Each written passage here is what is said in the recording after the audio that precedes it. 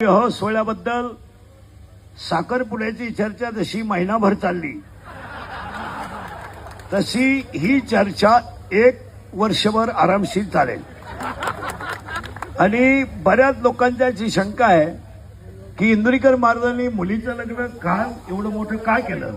तर लोकांचा पहिला एक शंका आहे की इंदुरीकर महाराज लोकांना सांगतात की लग्न साधे करा आणि स्वतः मोठा केला। त्याचं उत्तर असं आहे, ज्याची परिस्थिती आहे, ज्याला संतांनी दिलाय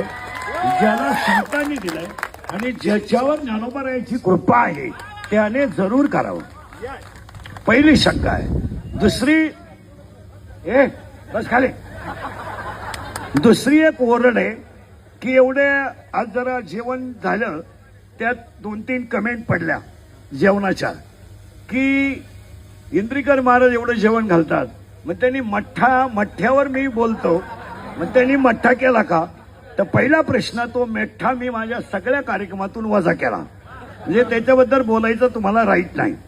दुसरी गोष्ट, बऱ्याच लोकांनी गुलाबजामुनची चर्चा केली, तो लांब असावा। मी गुलाबजामुन केलाच नाही, हा दुसरा मुद्दा केला।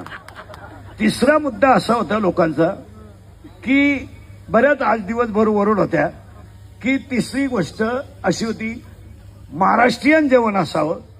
लोकांनी तसं काय केलं तर रात्री सकाळी आणि आत्ता आपण जे जेवण केलंय, आम्ही शुद्ध सात्विक वारकरी माणसं आहोत, आम्ही महाराष्ट्रातली आहोत, छत्रपतींच्या रक्ताची आहोत, आम्ही दुसरं पदार्थ खाऊ शकत नाही।